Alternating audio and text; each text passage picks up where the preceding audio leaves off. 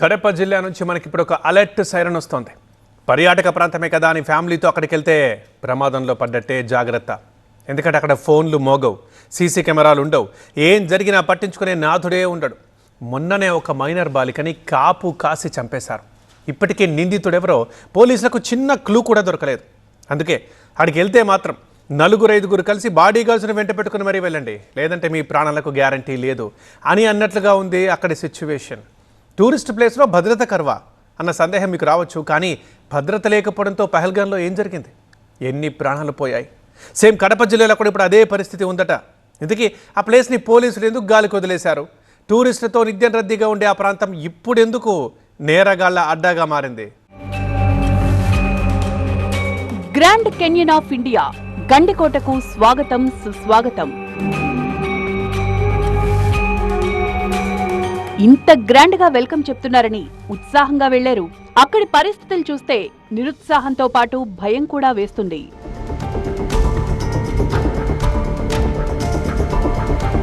ఇక్కడ police check post ఉంటుంది, కానీ పోలీసులే ఉండరు. సీసీటీవీ కెమెరాల భద్రత కూడా ఉంటుంది, కానీ సీసీ కెమెరాలే కనిపించవు. పర్యాటకుల క్షేమమే తమకు ముఖ్యమన్న సైన్ బోర్డులు కూడా ఉంటాయి, కానీ భద్రతే ఉండదు. ఇదేంటయ్యా పోలీస్ భయ్యా అంటే నో ఆన్సర్.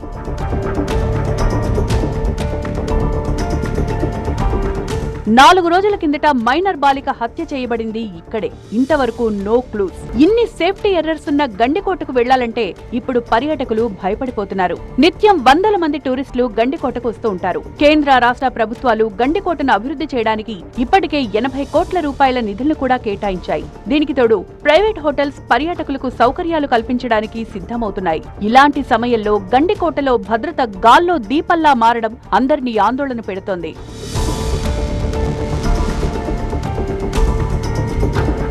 గతంలో అవుట్ పోస్ట్ పెట్టిన పోలీసులు మాత్రం ఉండరు. గండికోట ఎంట్రీ ఏరియాలో తప్ప మరెక్కడా సీసీ కెమెరాలు కనిపించవు. ఏదైనా అత్యవసర పరిస్థితుల్లో ఫోన్ చెయ్యాలి అన్నా సిగ్నల్స్ ఉండవు. ఏ మొబైల్ నెట్వర్క్ ఇక్కడ పనిచేయదు. ఇదే ఇప్పుడు నేరస్తులకు వరంగా మారింది. ఇక్కడ ఏం చేసినా అడిగే నాథుడు లేడన్న ధైర్యంతో నేరగాళ్లు రెచ్చిపోతున్నారు. 4 రోజుల కిందట జరిగిన వైష్ణవి హత్య ఇంకా మిస్టరీగానే ఉంది. వైష్ణవి ప్రియుడు లోకేష్ తో కలిసి గండికోట ప్రాంతానికి వచ్చినట్లు సీసీ కెమెరా ఫుటేజ్ ఉంది. అలాగే వైష్ణవిని గండికోటలో దింపి లోకేష్ రిటర్న్ వెళ్లిపోతున్న వీడియో కూడా ఉంది. మరి మధ్యలో ఏం జరిగిందన్నదే పోలీసులకు అంతు చిక్కడం లేదు. వైష్ణవి టూరిస్టులతో కలిసి సెల్ఫీ తీసుకుందన్న ఆధారం మినహా మరే ఎవిడెన్స్ పోలీసుల దగ్గర లేదు. కారణం డెత్ స్పాట్ పరిసరాలు నిర్మానుష్యంగా ఉండడం. అక్కడ ఎలాంటి సీసీ కెమెరాలు లేకపోవడంతో హత్య కేసు మిస్టరీగానే ఉండిపోయింది. అదే భద్రత పటిష్టంగా ఉంటే వైష్ణవికి ఇలా జరిగి ఉండేది కాదు కదా అన్నది స్థానికుల ప్రశ్న.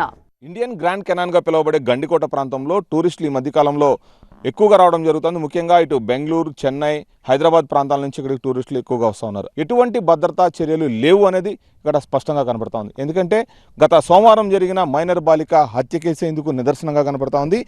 ఇప్పటికీ దాదాపు 5 రోజులు కావస్తా ఉంది. కనీసం మైనర్ బాలికని హత్య అని గుర్తించారే తప్ప హత్య ఎవరు చేశారు అనే దాని మీద అయితే ఇంతవరకు ఎటువంటి ఆధారాలు కూడా లభించిన పరిస్థితి. కొన్ని ఆధారాలు ఉన్నప్పటికీ వాటి మీద ఎంతవరకు ముందుకెళ్తారు పోలీసులు అనేది అయితే అర్థం కాని పరిస్థితి కనబడతా ఉంది. మనం చూస్తూ ఉన్నాము, ఏదైతే ఈ ప్లేస్లో ఈ మొత్తం అంతా కూడా ముళ్ళ కంపలు, మదుగు చెట్లు ఉన్న ఈ ప్రాంతాల్లో కనీసం వేరే వేరే ప్రాంతాల నుంచి టూరిస్టులు వస్తూ ఉన్నారు. ఇక్కడ సీసీ కెమెరాలు ఏర్పాటు చేయడం కానీ, కనీసం ఇక్కడ సెల్ ఫోన్లకు సంబంధించిన సిగ్నల్స్ కూడా ఎటువంటివి ఉండవు. ఒకవేళ ఇక్కడ ఏదైనా టూరిస్టులకు సెల్ ఫోన్లకు సంబంధించిన సెల్ టవర్ లొకేషన్ల ద్వారా అయినా వారిని గుర్తించే ఆధారాలు కానీ ఎటువంటివి కూడా లేకపోవడంతోనే ఇప్పుడు దాదాపు 5 రోజులు గడుస్తున్న మైనర్ బాలిక వైష్ణవి హత్య కేసుకు సంబంధించి ఎటువంటి ఆధారాలు సేకరించారు అనేది అయితే స్పష్టంగా అర్థం కాని పరిస్థితి కనబడతా ఉంది. అసలు ఎవరు వస్తున్నారు, ఎవరు వెళ్తున్నారు అనే ఒక నిఘా వ్యవస్థ కూడా ఏమీ లేని పరిస్థితి అయితే కనబడతా ఉంది. ఎందుకంటే టూరిజంగా గండికోటను అభివృద్ధి చేయాలనే భాగంలో నిధులైతే కేటాయిస్తున్నారు తప్పితే ఇక్కడ ఎంతవరకు ఇక్కడికి వచ్చే టూరిస్టులకు న్యాయం చేస్తున్నాం అనేది అయితే అర్థం కాని పరిస్థితి. ఎందుకంటే ముఖ్యంగా గండికోట స్టార్టింగ్లో కోట గుమ్మం దగ్గర ఉన్న సీసీ కెమెరాలు తప్ప దాదాపు లోపలికి 2 కిలోమీటర్ల మేర ఉంటుంది. ఇదంతా కూడా రంగనాథ స్వామి టెంపుల్ కానీ, ధాన్యాగారాలు కానీ, ఇటు పక్కనే ఉన్నటువంటి జుమ్మా మసీద్ కానీ ఇవన్నీ కూడా టూరిస్టులు వెళ్లే ప్రదేశాలు. ఇవన్నీ కూడా రాబోయే రోజుల్లో ఇలాంటిది జరగకుండా ఇక్కడైతే పూర్తిగా నిఘా వ్యవస్థను ఏర్పాటు చేయాలి.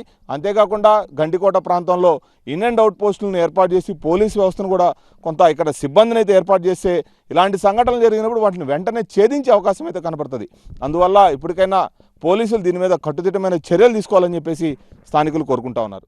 వీకెండ్ సమయాల్లో గండికోటకు భారీగా టూరిస్టులు వస్తుంటారు. చెన్నై, బెంగళూరు, హైదరాబాద్ వంటి ప్రాంతాల నుంచి కూడా పర్యాటకులు గండికోటకు క్యూ కడతారు.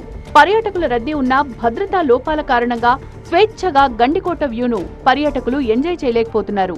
మరి ఇప్పటికైనా పోలీసులు భద్రతపై ఆలోచన చేస్తారా లేదా చూడాలి.